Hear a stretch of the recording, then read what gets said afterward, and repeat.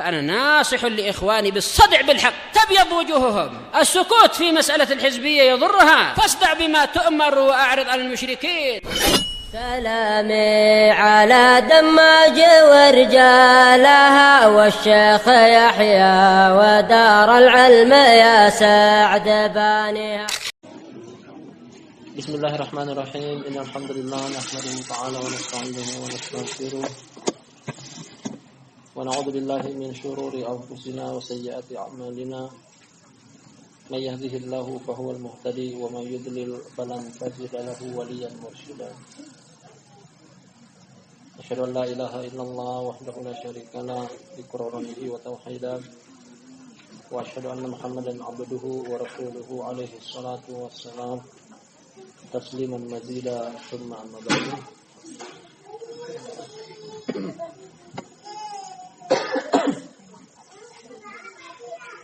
ikhwani fillah wa akhwati fillah, akramani wa akramakumullah.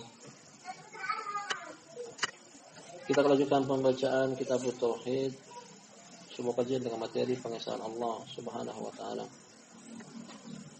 Kitab yang dikarang oleh Syekh Muhammad ibn Abdul Wahhab rahmatullahi alaih. Pada malam sebelumnya kita ambil bagian awal dari bab yang ke-31. Judul bab dengan materi al-khawf, takut, yang boleh jadikan judul bab berupa potongan ayat pada surat Ali Imran. Innama dzalikumus syaitanu yukhawwifu awliya'ah fala takhafuhum wa khafuni in kuntum mu'minin. Perintah dari Allah Subhanahu wa taala. Sebelum juga terdapat larangan dari Allah Subhanahu wa taala untuk tidak takut kepada syaitan atau wali-wali syaitan, bahkan hendaknya takut hanya kepada Allah sebagai bukti keimanan.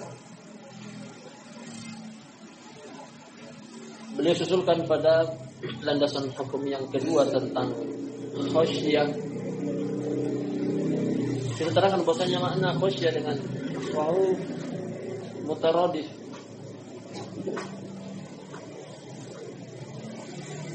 Sama-sama artinya takut, namun khasyah memiliki nilai lebih. Karena khasyah tidak diperuntukkan rasa takut kecuali berlandaskan ilmu. Innama yakhsyallaha min ibadihi al-ulama. Pada ayat berikutnya juga telah kita baca potongan ayat dari surat Al-Ankabut tentang orang-orang munafik yang hanya beriman dengan lisan mereka, tidak sampai keimanan ke dalam dada mereka. Dan ayat yang penulis bawakan kepada kita, beliau ingin berikan kita pelajaran bahwasanya ketika takut kepada makhluk sampai menyebabkan bermaksiat kepada Allah Subhanahu wa taala, ini adalah tanda-tanda kemunafikan. Ini adalah ciri dan alamat orang-orang munafik. Takut kepada makhluk sampai meninggalkan syariat Allah bukan ciri khas orang mukmin, bahkan ini merupakan alamat dari kemunafikan. Kita akan baca dalil yang berikutnya setelah 3 ayat awal dalam bab ini telah kita selesaikan. Kita akan ambil hadis. Kata sang penulis, semoga Allah merahmati beliau, Syekh Abdul Husain Muhammad ibn Abdul Wahhab An-Najdi At-Tamimi. An Abi Sa'id Al-Khudri radhiyallahu anhu marfu'an. Dari hadis Abu Sa'id, semoga Allah meridhoinya.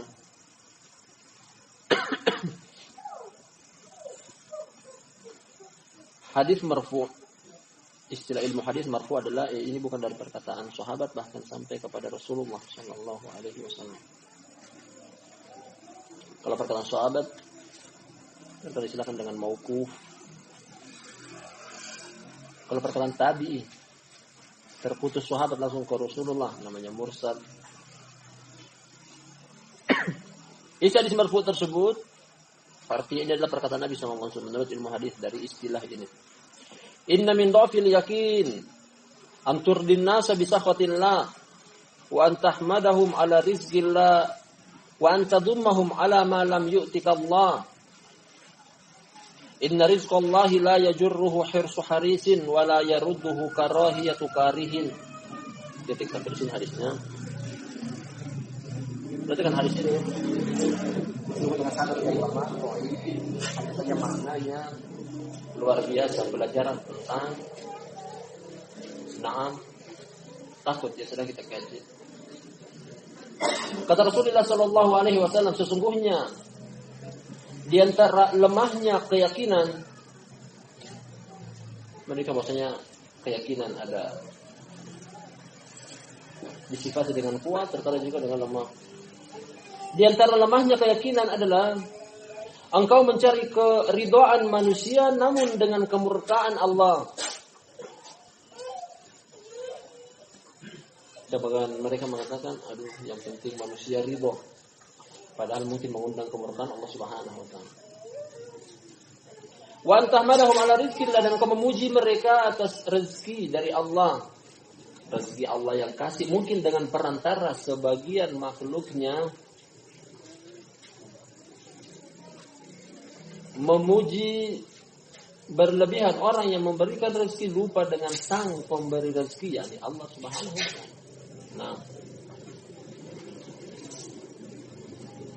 Akhirnya lupa kepada Allah.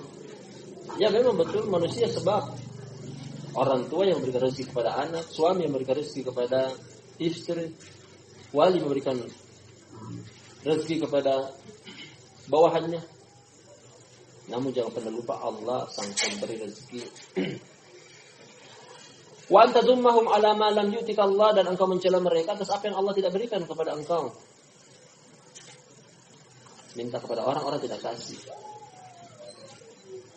Nah, padahal rezeki datang dari sisi Allah Subhanahu wa taala, akhirnya mencela manusia.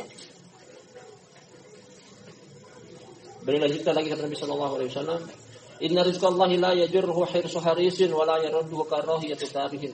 Sesungguhnya rezeki dari Allah Subhanahu wa taala tidak akan mendapatinya orang yang semangat untuk mendapatinya. Tidak akan terhalangi apabila ada yang ingin menghalanginya. Artinya rezeki datang dari sisi Allah Subhanahu wa taala. Pemahaman sederhana dari potongan akhir dari hadis ini bahwa datangnya rezeki bukan karena rajinnya orang tersebut mengais rezeki. Terhalanginya rezeki bukan karena orang tersebut malas mengais rezeki. Murni pemberian Allah Subhanahu wa taala. Karena terkadang kita jumpai sebagian orang yang mungkin dia sebagian orang istilahkan peras keringat banting tulang, pergi pagi pulang pagi. Kalau Allah takdirkan dia miskin, tetaplah miskin. Sebagian orang lagi kita lihat dia santai, berpangku kaki, goyangkan tangan, bersantai. Kalau memang Allah takdirkan rezeki akan sampai kepada dia, sampai kepada dia. Hadisnya mengatakan bahwasanya rezeki datang itu bukan karena semangatnya orang mencari rezeki, bukan juga terhalanginya orang tersebut dari rezeki karena dia malas. Akan sampai. Jadi sampai di sini hadisnya. Namun hadis ini barakallahu fikum, hadis dari sisi sanad lemah, hadisnya dhaif. Hanya saja dari sisi makna kita akan dapati penguat akan fakroh per fakroh, poin per poin, termasuk hadis yang akan datang setelah ini, hadis Aisyah. Bahwasanya mencari keridhaan manusia sampai-sampai menggiring kemurkaan Allah Subhanahu wa taala, hal tersebut tergolong lemahnya keyakinan. Dan keterkaitan antara hadis ini dengan judul bab di atas dari potongan awal, bukan berkaitan dengan rezeki, bukan berkaitan dengan celaan, namun berkaitan dengan sebagian orang karena takut kepada manusia, akhirnya berani menerjang kemurkaan Allah Subhanahu wa taala. Karena takut manusia. Dan penulis bawakan kita akan hadis ini, perkataan Nabi sallallahu alaihi wasallam, itu menunjukkan tentang lemahnya keyakinan. Orang ini tidak yakin dengan janji Allah Subhanahu wa taala. Orang ini keyakinannya rapuh. Perlu kita tahu dulu apa yang dimaksud dengan keyakinan. Apa pengertian atau definisi keyakinan. Agar kita lebih mengenal jauh dari sisi mana keterangan tentang yakin dalam hadis ini, serta dengan judul bab yang bermaterikan takut. Ikhwan fillah rahimani wa rahimakumullah, barakallahu fikum jami'an. Yakin adalah tingkatan tertinggi dalam ilmu pengetahuan. Karena ilmu Syekh Ibnu Taimiyah rahmatullahi alaihi dan juga Syekhul Islam dan sebelumnya juga Imam Ibnu Qayyim membagi ilmu menjadi 5. Bagi ilmu menjadi 5. Paling pertama adalah tidak adanya ilmu, namanya jahil. Orang yang tidak memiliki ilmu namanya jahil. Ini tingkatan paling pertama. Kemudian yang kedua namanya waham. Bahasa kita keliru. Ini lebih tinggi daripada jahil. Artinya lebih tinggi derajatnya daripada jahil. Kalau jahil tidak memiliki ilmu sama sekali. Kalau waham artinya keliru. Dia memiliki ilmu namun ilmunya salah. Keliru. Nah, memiliki ilmu namun ilmunya salah. Keliru, tidak tepat. Kemudian yang ketiga adalah syak. Bahasa kita ragu atau bimbang. Ragu atau bimbang.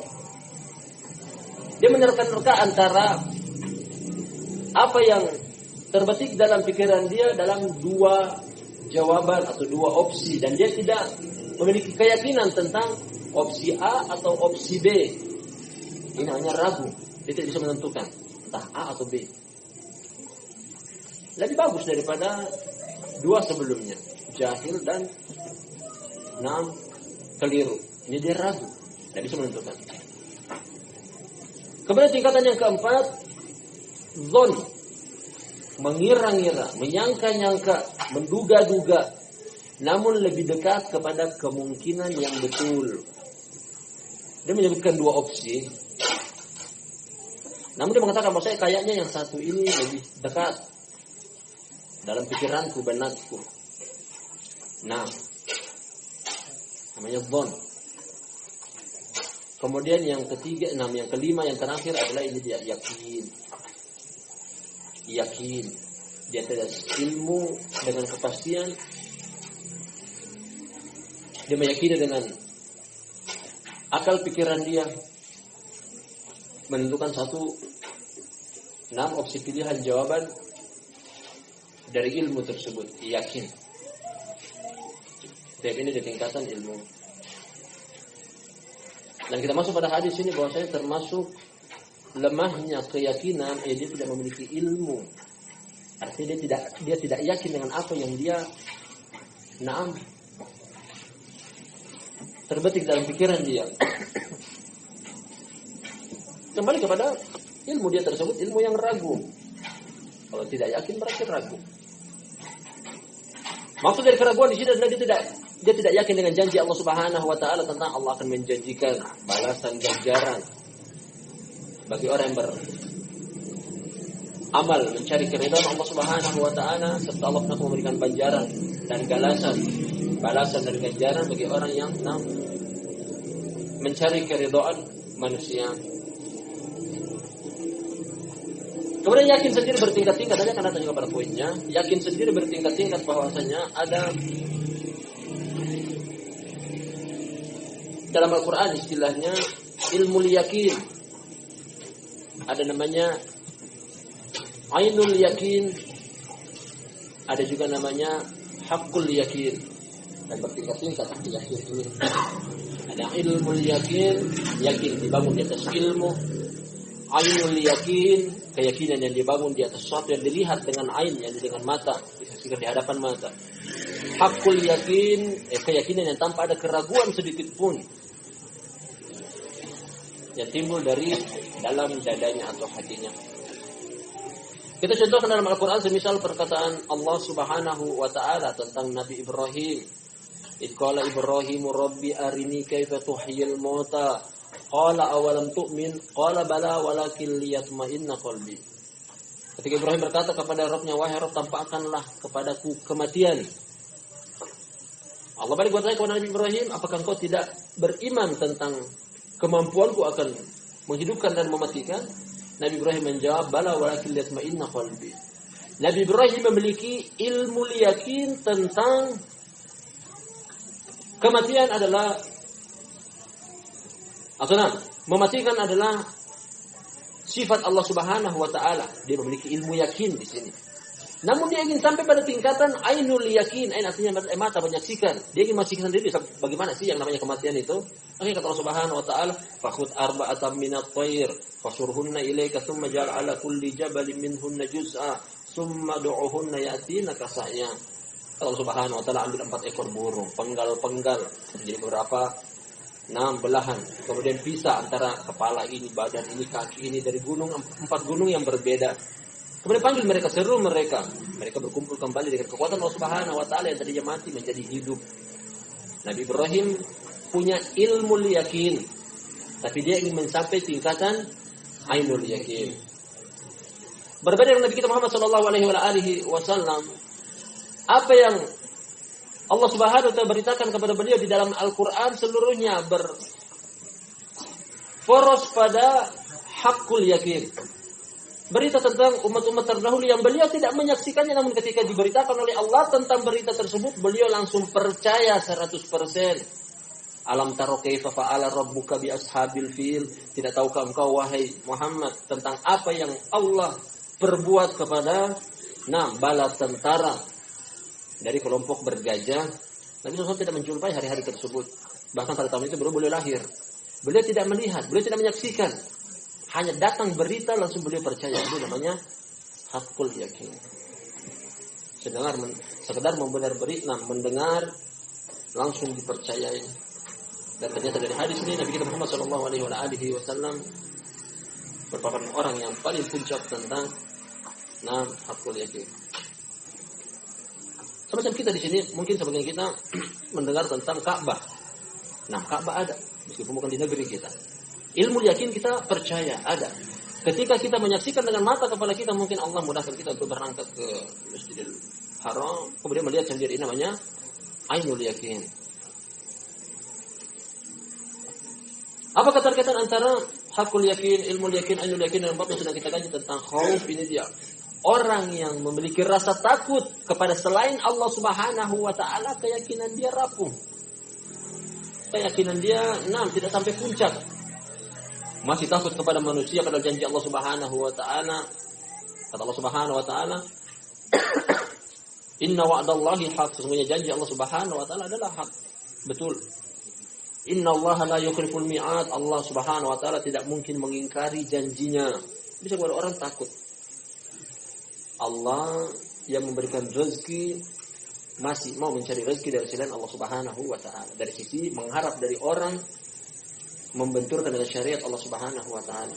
Dan suatu hadis kata Nabi sallallahu alaihi wasallam dari hadis Abu Hurairah, kata Nabi sallallahu alaihi wasallam, "Inna ruhal qudusi nafatha fi rawi annahu lan tamuta nafsun hatta tastawfiya rizqaha wa ajalaha fattaqullaha wa ahsinu fit talab."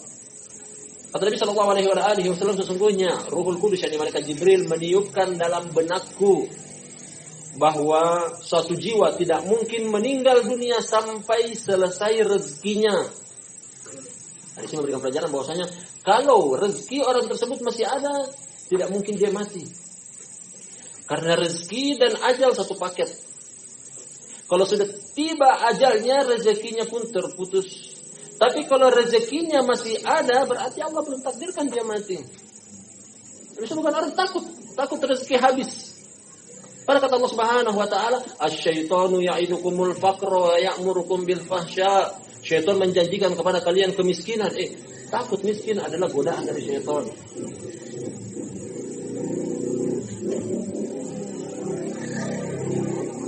Jadi sebagian orang dimaksudkan dalam hadis ini bahwa keyakinan mereka lemah ketika berbenturan antara hak Allah dengan hak diri pribadi. Mengais rezeki selalu hak Allah yang dikorbankan, meninggalkan sholat jamaah,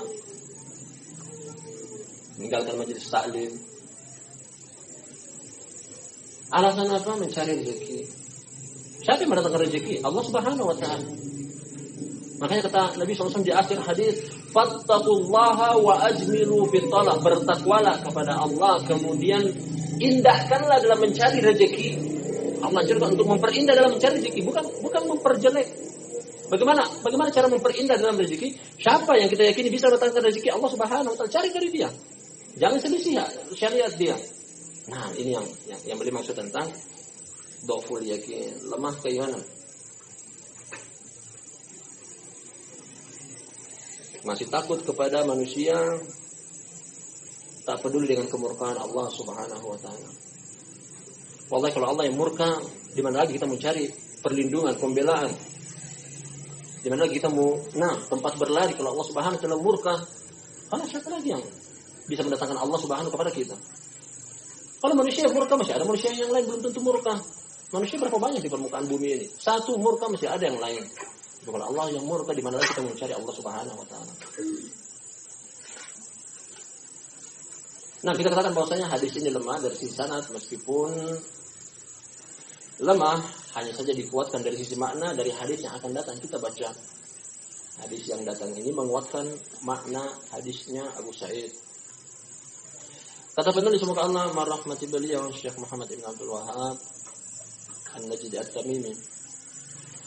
An Aisyah radhiyallahu anha anna Rasulullah sallallahu alaihi wasallam qala. Hadis Aisyah yang sebelumnya tadi hadis Abu Sa'id.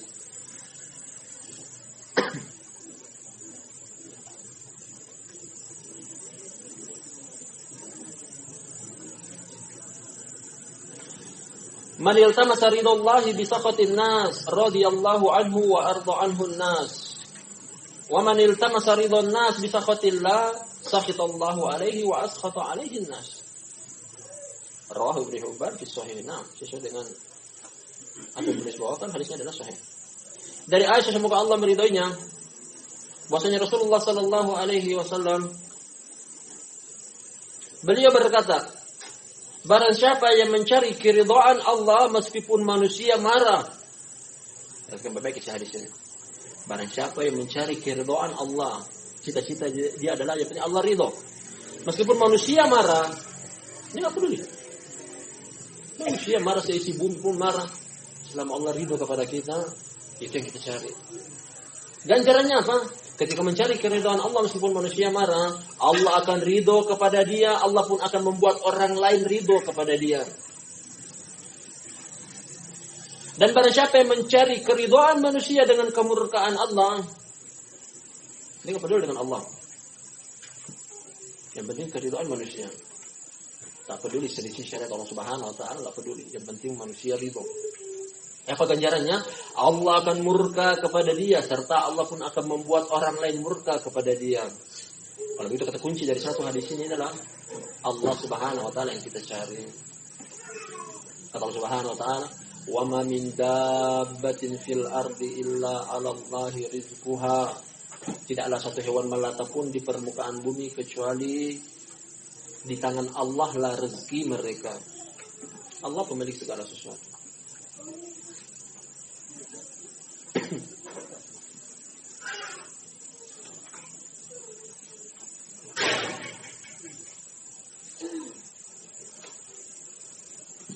Illa huwa akhidun binasiyatiha. 6. Ubun-ubun seluruh hamba berada di tangan Allah Subhanahu wa taala. Allah mau menghidupkan terserah Allah. Allah mau menghidupkan terserah Allah Subhanahu wa taala. Allah yang membuat orang kaya juga terserah Allah Subhanahu wa taala. Allah pun membuat orang miskin, seluruhnya di tangan Allah Subhanahu wa taala. Kalau begitu siapa yang kita cari? Kalau kita pahami akan satu permasalahan ini, kalau begitu siapa yang kita cari? Kalau begitu, Allah Subhanahu wa taala. Allah yang menghidupkan, Allah yang mematikan, Allah yang memperbanyak, Allah yang mempersempit.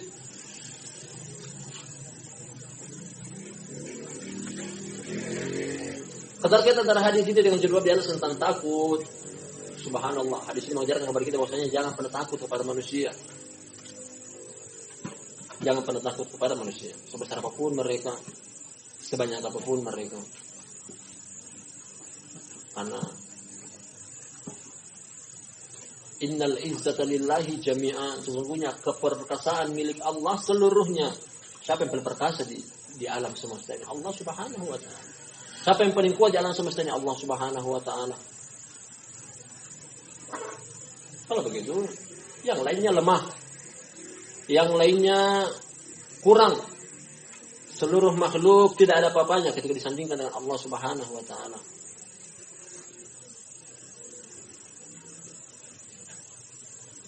Makanya perkara seperti ini Nabi SAW ajarkan bahkan kepada anak-anak kaum muslimin. Waktu itu umur Ibnu Abbas sangat muda beliau. Nabi SAW pernah membonceng Ibnu Abbas, hadisnya dalam riwayat Imam Tirmidzi, sambil mengatakan, ya gulam, ini u'allimuka kalimat, wahai ananda, aku akan ajarkan kepada engkau beberapa kalimat. Ini pendidikan langsung dari Nabi SAW kepada Ibnu Abbas, hanya berdua di atas kendaraan. Pelajaran akidah yang Nabi SAW ajarkan kepada dia. Tayyib. Di antara pelajaran tersebut adalah kata Nabi SAW, wa'lam annal ummata law ijtama'u ala an yanfa'uka bi syai'in lam yanfa'uka illa bi syai'in qad katabahu Allahu lak. Wa in ijtama'u ala an yadurruka bi syai'in lam yadurruka illa bi syai'in qad katabahu Allahu 'alaik. Rufi'atil aqlam wa dafatis suhuf. Kata Nabi sallallahu alaihi wasallam kepada Ibnu Abbas, seandainya umat seluruhnya bersatu padu berkumpul, seluruhnya artinya bukan cuma 1, 2, 3 orang, bukan cuma 10, 20, 30 orang, bukan cuma 100, 200, 30 orang, bahkan seluruhnya, kata Nabi sallallahu alaihi wasallam, seluruhnya mereka berkumpul untuk memberikan kepada engkau kemanfaatan. Tidak akan pernah sampai kemanfaatan tersebut kecuali apa yang Allah takdirkan. Demikian juga kata Nabi SAW, seandainya mereka berkumpul seluruhnya seisi bumi, bukan cuma 1, 2, 3 orang, bukan cuma 10, 20, 30 orang, bukan cuma 100, 200, 300, seluruhnya berkumpul untuk mencelakai engkau, tidak mungkin bisa kecuali apa yang Allah Subhanahu wa ta'ala takdirkan. Tapi kalau itu siapa yang kita takuti? Hanya Allah Subhanahu wa ta'ala. Hanya Allah Subhanahu wa ta'ala. Seandainya seisi bumi mau bersatu padu membunuh kita, kalau memang belum ajal tidak akan pernah bisa. Seandainya sepenuh bumi ingin memberikan kita sesuatu yang bermanfaat, mungkin seisi dunia mereka berkumpul untuk memberikan. Kalau Allah tidak takdirkan, tidak akan pernah bisa. Satu kata kunci kalau begitu, seluruhnya di tangan Allah Subhanahu wa ta'ala. Alah, hadis ini mengajarkan kepada kita bahwasanya tidak takut kecuali kepada Allah. Tidak takut kecuali kepada Allah. Makanya pada sebagian peperangan di zamannya Umar bin Khattab radhiyallahu anhu, kaum musuh meremehkan para sahabat radhiyallahu alaihim ajma'in, karena tahu sendiri para sahabat jarang makan. Dari sisi mungkin karena tidak ada makanan, kedua meskipun ada makanan mereka selalu berpuasa. Akhirnya terlihat dari mereka tubuh yang kurus kerempet, kecil, kurus, hanya tinggal tulang badannya. Ketika berhadapan dengan musuh-musuh menyepelekan mereka, dianggap enteng, kecil, gampang ini dihadapi. Tambahkan lagi jumlah kita lebih banyak, jumlah mereka sedikit. Ketika para sahabat mengeluarkan siwak mereka, anjuran dari Umar bin Khattab radhiyallahu anhu, jangan lupa ketika kalian di hadapan musuh hidupkan sunnah. Mereka buka siwak, ambil siwak, menggunakan siwak. Musuh baru lihat mereka mengatakan, mereka mau mengasah gigi mereka agar tajam. Mereka membunuh kita bukan dengan pedang, tapi caranya dimakan. Lari musuh kocar kacir.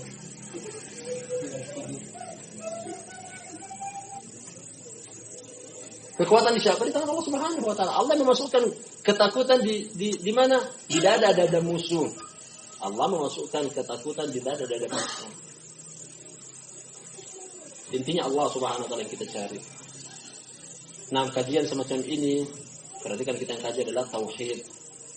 Memberikan kita kepercayaan pasti hakul yakin bahwasanya hendaknya pelaku tauhid tidak takut kecuali kepada Allah Subhanahu wa ta'ala semata. Sebesar apapun orang tersebut di hadapan mata kita, dia ingin mencegah kita. Ketika kita di atas agama Allah Subhanahu wa ta'ala, kita minta perlindungan dari Allah Subhanahu wa ta'ala. Selalu Allah Subhanahu wa ta'ala memenangkan hamba-hambanya.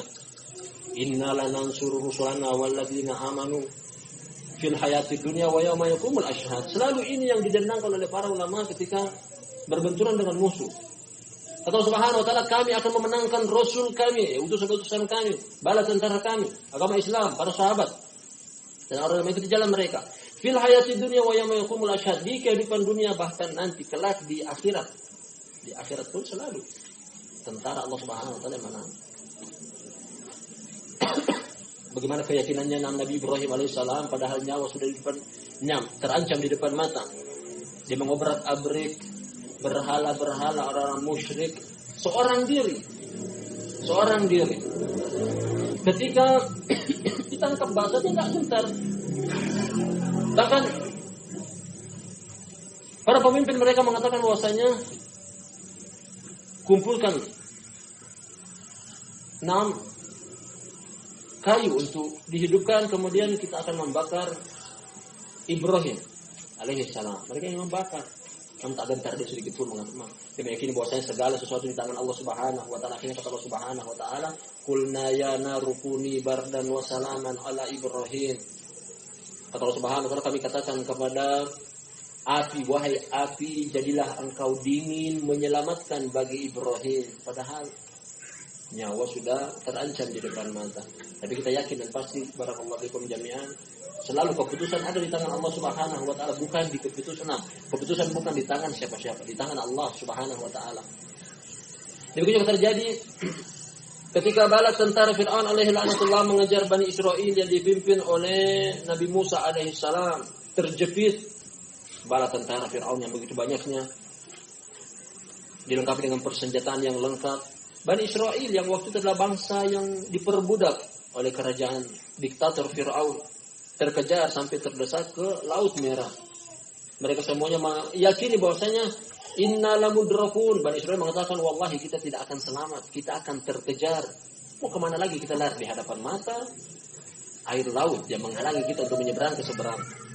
Di belakang ada musuh yang siap untuk mengancam nyawa kita. Kata Nabi Musa alaihissalam dengan penuh keyakinan, kalla innama iya rabbi sayahdin, sekali-kali tidak, ada Rob, aku memiliki Rob yang memberikan petunjuk kepadaku. Akhirnya Allah Subhanahu wa taala berikan mukjizat yang besar. Tongkat dari Musa bisa membelah lautan. Intinya keputusan di tangan siapa? Di tangan Allah Subhanahu wa taala. Takut pada manusia juga makhluk. Takut pada manusia juga ciptaan Allah Subhanahu wa taala. Yang menciptakan adalah Allah. Sebesar apapun kekuatan makhluk selalu memberikan langkah. Mereka adalah ciptaan. Ubun-ubun mereka di tangan Allah Subhanahu wa taala. Rezeki mereka di tangan Allah Subhanahu wa taala. Kekuatan yang ada pada diri mereka juga berasal dari Allah Subhanahu wa taala. Kita katakan antara hadis ini yang judul bab di atas, tercelanya orang yang selalu takut kepada umat manusia, tak peduli dengan kemurkaan Allah Subhanahu wa taala. Wallahi yang kita cari adalah keridhaan Allah. Tak peduli semua orang dari permukaan bumi ini membenci kita. Yang penting Allah ridho kepada kita.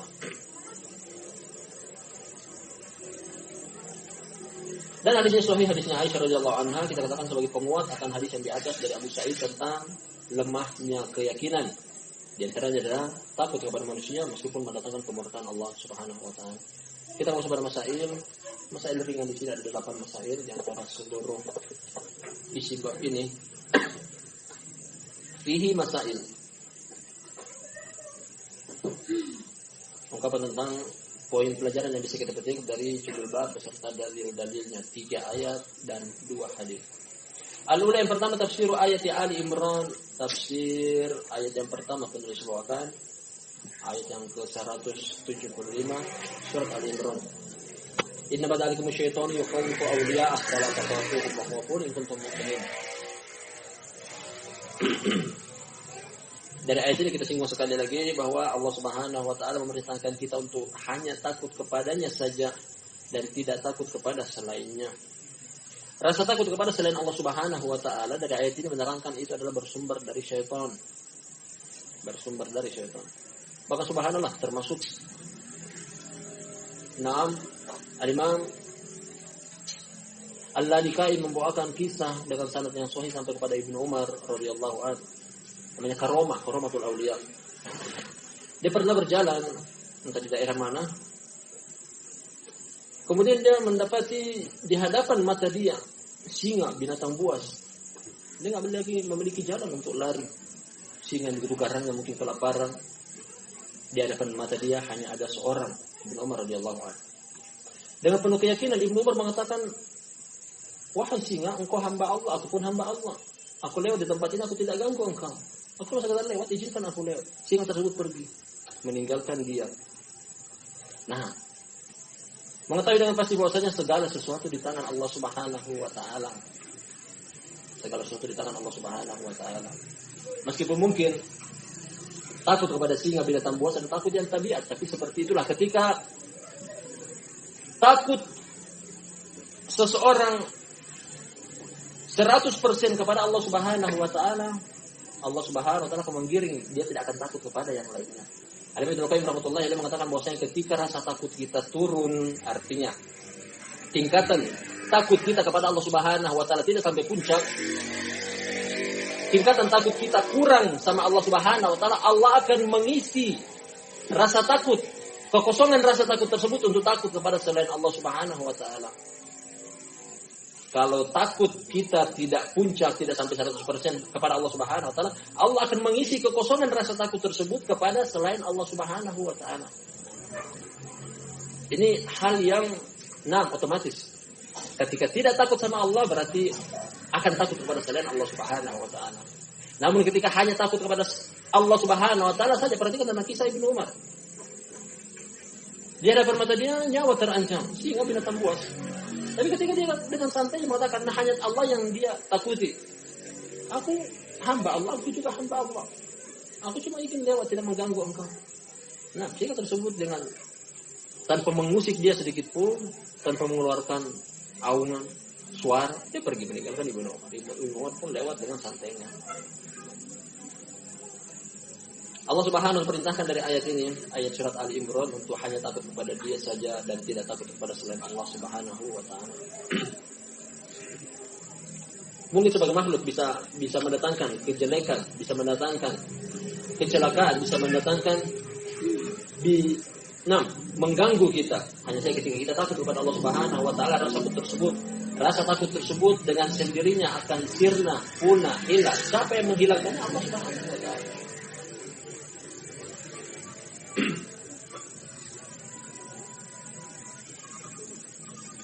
Asalnya yang kedua, tafsir ayat Al-Bara'ah. Tafsir ayat surat Al-Bara'ah, surat At-Taubah. Bahkan dalam ayat ini lagi Allah Subhanahu wa taala mengikat walam yakhsha illallah, kalimat penafian. Ini orang-orang yang memakmurkan masjid Allah. Dari awal ayat menyebutkan orang-orang yang memakmurkan masjid Allah, mereka memiliki sifat-sifat. Pertama adalah beriman kepada Allah dan hari akhir, menegakkan sholat, menunaikan zakat, kemudian mereka tidak takut kecuali kepada Allah. Jadi barakallahu fikum jami'an, ayat ini mengajarkan kepada kita bahwasanya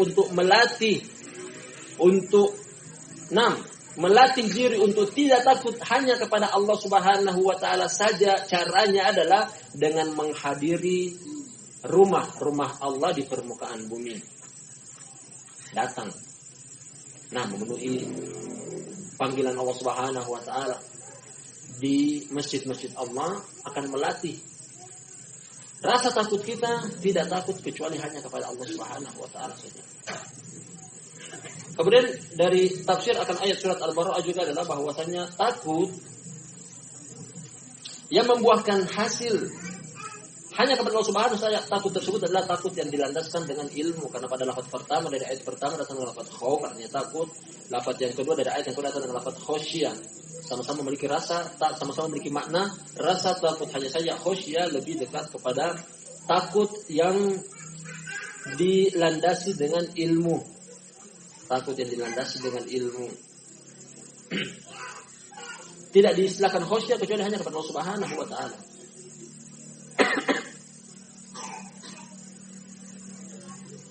Fala takhshawhum wakhshawni wala tashtaru bi ayati thamanan qalila. Yang ketiga, as-salisah tafsir ayat Al-Ankabut, tafsir dari ayat surat Al-Ankabut.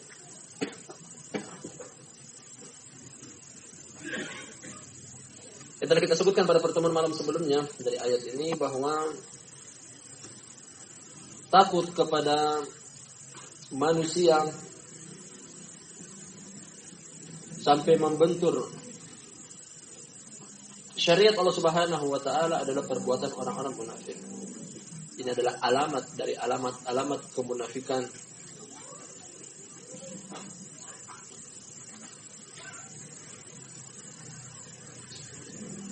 Pada suatu ayat dalam surat An-Nisa kata Allah Subhanahu wa taala, yastakhfuna minan nasi wa la yastakhfuna minallah wa huwa ma'ahum id yubayyituna ma la yarda minal qaul. Yastakhfuna minan nasi wa la yastakhfuna minallah. Ya, arti dari ayat ini adalah bahwasanya mereka sembunyi-sembunyi dari manusia, namun mereka tidak segan untuk sembunyi dari Allah. Ayat ini menerangkan bahwasanya ketika orang-orang munafik mau melakukan suatu perbuatan, mereka lihat dulu ada orang lihat tidak. Kalau ada orang, dari mereka mau mengamalkan amalan kebaikan, lihat dulu ada orang lihat tidak. Kalau ada orang yang lihat, mereka mengamalkan. Kalau tidak ada orang lain yang lihat, mereka tidak akan mengamalkannya. Demikian juga melakukan amalan kejelekan, mereka lihat dulu ada orang yang lihat, mereka tidak. Kalau tidak ada, berarti mereka mengamalkan amalan kejelekan.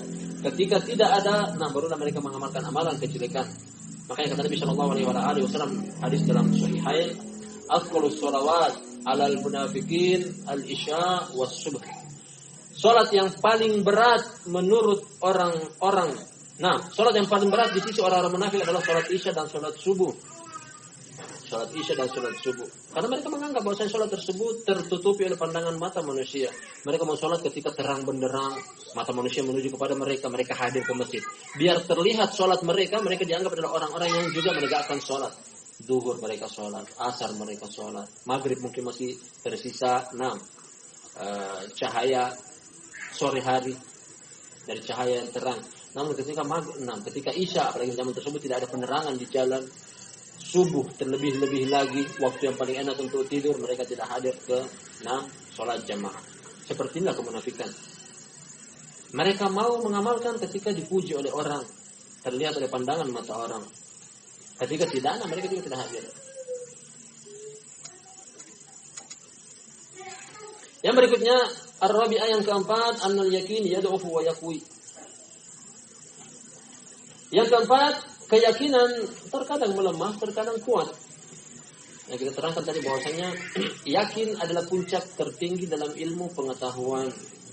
Kalau begitu, bagaimana bisa menambahkan keyakinan, memperbanyak dan mempertinggi keyakinan dengan cara menuntut ilmu. Tadi telah kita sebutkan tingkatan-tingkatan ilmu. Paling pertama adalah jahil, artinya tidak ada ilmu sama sekali. Kedua adalah waham, keliru. Dia memiliki ilmu namun salah. Yang berikutnya adalah syak, ragu dan bimbang. Dia tidak bisa menentukan mana antara bodoh dan ilmu. Tidak bisa menentukan. Don yang berikutnya menyangka-nyangka, mengira-ngira, dia tidak yakin. Dia punya ilmu, memang iya betul. Dari sisi benarnya benar, tapi dia tidak yakin. Yang berikutnya adalah yakin. Jadi untuk bisa mendatangkan keyakinan adalah tambahkan wawasan ilmu pengetahuan kita. Yakin dengan Allah, yakin dengan keberadaan malaikat. Karena kalau kita percaya kepada malaikat, akan membuat keyakinan kita bahwasanya ada makhluk yang selalu menemani kita ketika kita mau mengamalkan amalan, baik itu baik dan buruknya. Mengamalkan amalan baik, kita persembahkan yang paling sempurna karena ada malaikat yang mencatat. Mau mengamalkan amalan buruk, yakin dan percaya ada malaikat yang selalu mencatat. Makanya jangan melakukan amalan kejelekan. Yakin percaya dengan apa yang dibawakan oleh Rasul sallallahu alaihi wasallam, yakin dan percaya apa yang dibawakan oleh kitab, percaya kepada hari kiamat, bahwasanya hari kiamat adalah hari kebangkitan, penghitungan amalan, pembalasan akan amalan. Yakin. Semakin tinggi ilmu seseorang akan semakin menambahkan sifat yakin di dalam dadanya. Yakin terkadang bertambah dan berkurang. Semakin jauh orang dari ilmu akan semakin kurang keyakinan dia. Sebagaimana juga semakin tinggi ilmunya akan semakin tinggi juga rasa yakinnya dia. Al-khamisah yang kelima, alamatu dha'fihi wa min dzalika hadhihi tsarata. Tanda lemahnya keyakinan ada pada 3 perkara ini. Maksud dalam hadisnya Abu Sa'id, kita katakan meskipun sanadnya lemah, hadisnya dhaif, hanya saja dari sisi maknanya didukung oleh hadis Aisyah yang setelahnya. Kita lagi 3 perkara tersebut yang melemahkan keyakinan. Pertama adalah selalu mencari keridhaan manusia. Orang itu salah, nggak mau ditegur, nanti dia marah. Kalau kita tidak tegur, Allah yang marah. Pilih siapa yang marah? Kata Allah Subhanahu kata Nabi sallallahu alaihi wasallam, "Man ra'a minkum munkaran falyughayyirhu bi yadihi." Barang siapa di antara kalian yang melihat kemungkaran maka rubahlah dengan tangannya. Datang dengan lafaz fi'il amr, fi'il mudhari dengan lam amr, artinya perintah. Perintah dari Allah dan Rasulnya adalah wajib. Kalau melanggar kewajiban Allah Subhanahu wa taala, apa konsekuensinya? Allah marah. Mau cari yang kita tinggal pilih siapa yang kita ingin cari kemarahannya, kemarahan Allah Subhanahu wa taala atau kemarahan manusia. Yang berikutnya adalah memuji manusia akan pemberian dari Allah Subhanahu wa taala. Hal ini penting untuk disebutkan bahwa bukan berarti kita tidak berterima kasih sama sekali. Ya betul, rezeki datang dari Allah Subhanahu wa taala, mungkin dengan perantara kedermawanan sebagian orang. Dia memberikan hartanya dengan sifat kedermawanannya, kita yakin dan percaya bahwasanya itu datang dari sisi Allah Subhanahu wa taala. Ini yang pertama kita yakini. Namun dia pun hendaknya diterima kasih. Kita berterima kasih kepada dia. Karena kata Nabi sallallahu alaihi wasallam hadits Abu Hurairah, la yashkurullaha man la yashkurun nas. Tidak dianggap bersyukur kepada Allah ketika dia tidak bersyukur kepada manusia. Ini namanya tidak syukur nikmat. Ya betul, Allah yang memberikan, dari sisi Allah sang pemberi rezeki. Tapi dengan perantara kedermawanan orang tersebut patut untuk diberikan ucapan terima kasih. Hanya saja yang dimaksud di sini lemahnya keyakinan adalah ketika manusia memberikan, dia selalu tunduk kepada manusia tersebut. Apa yang dikatakan oleh manusia tersebut dia ikuti, salah dan benarnya. Lupa dengan sang pemberi rezeki Allah Subhanahu wa taala. Hatinya terikat dengan orang tersebut yang memberikan kepada dia. Ketika orang tersebut salah, dia tidak mau tegur. Ketika orang tersebut dia melakukan penyelesaian terhadap syariat Allah Subhanahu wa taala, akhirnya dia diam. Cari bahasa. Takut kalau dia menegur kesalahan orang tersebut akan tersinggung, rezekinya putus, tidak akan diberikan lagi oleh orang tersebut.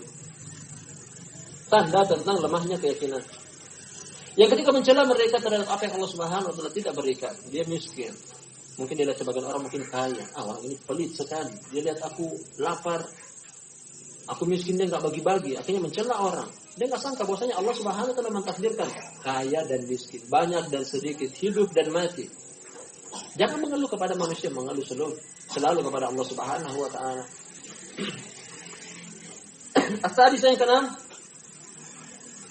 anna ikhlasul khaufi lillahi minal faraid, bahwasanya mengikhlaskan rasa takut hanya kepada Allah termasuk bagian daripada hal-hal yang wajib. Artinya ada perkara yang hendaknya ada. Makanya penulis gandengkan antara bab di depan, mahabbah, kecintaan, dengan khauf, takut. Nah, seseorang yang cinta kepada Allah Subhanahu wa taala, dia mengharap pahala dari Allah. Artinya dia khidmat kepada Allah, kepada agama Allah Subhanahu wa taala, dia berharap kepada Allah karena bukti cinta dia. Kemudian dia takut kepada Allah Subhanahu. Dua hal ini yang Imam Ibnu Qayyim mengatakan bahwasanya ibaratnya seperti dua helai sayap burung yang tidak bisa terbang kecuali dengan dua-duanya, cinta dan takut. Kalau hanya beribadah kepada Allah Subhanahu wa taala dengan rasa cinta saja mengharap kepada Allah, tidak ada rasa takut, orang tersebut masih menggampang-gampangkan dosa. Dia enggak takut melakukan dosa, dia enggak. Nah, dia merasa sepele. Kalau orang beribadah kepada Allah hanya dengan rasa takut saja, tidak ada cinta dan pengharapan, orang tersebut akan putus asa. Satu dosa kecil yang dia lakukan, dia sudah takut sekali, kayaknya aku akan ditimpa dengan gunung yang besar. Akhirnya berputus asa dari rahmat Allah Subhanahu wa taala, menganggap Allah tidak akan memberikan dia ampunan. Jadi takut dan berharap atau takut dan cinta dengan dua bab yang beliau susulkan secara bergandengan ini merupakan dua hal yang berbarengan. Jangan pincang salah satunya. Kalau terlalu cinta, rasa takutnya kurang, orang tersebut kita lihat dia selalu menyepelekan yang namanya dosa. Ketika terlalu takut, kemudian rasa cinta dan mengharapnya kurang, orang tersebut dia akan mengkafirkan kaum muslimin dengan gampangnya. Satu dosa kecil dilakukan, satu dosa besar dilakukan, kemudian menggampang-gampangkan untuk mengkafirkan. Ini termasuk perkara yang wajib. As-sabi'ah yang ketujuh, dzikru thawabi man fa'ala, penyebutan tentang pahala bagi orang yang melakukannya. Rasa takut hanya kepada Allah Subhanahu wa taala akan mendatangkan apa? Allah akan ridho kepada dia. Ini pahala bagi orang yang takut kepada Allah, tidak takut kepada saudaranya. Kebalikannya, ketika orang tersebut tidak takut kepada Allah, namun hanya takut kepada manusia, Allah pun akan membuat orang tidak takut kepada dia. Yu'amalu bi amili qasdihi, dia akan diberikan oleh Allah Subhanahu wa taala balasan menyelisih dari niatnya dia. Yang dia cari keridhaan Allah meskipun orang lain marah, Allah akan ridho, Allah pun akan membuat orang lain ridho kepada dia. Ketika dia cari adalah keridhaan manusia dengan kemurkaan Allah, Allah akan murka, sekaligus Allah akan membuatkan hati orang lain pun untuk murka kepada dia. Yang terakhir, as-samina dzikru iqabi man saraka. Sama tadi kita sebutkan di depan, bergandengan antara dua bab ini, dua masail ini. Nah, penyebutan tentang balasan dan ganjaran bagi orang yang meninggalkan takut kepada Allah Subhanahu wa taala, tidak takut kepada Allah, menyepelekan syariat Allah Subhanahu wa taala, Allah akan murka kepada dia, sekaligus Allah pun akan membuat orang lain murka kepada dia. Nah, wallahu taala alam bisawab. Dengan demikian telah kita selesaikan bab ini. Sebelum kita tutup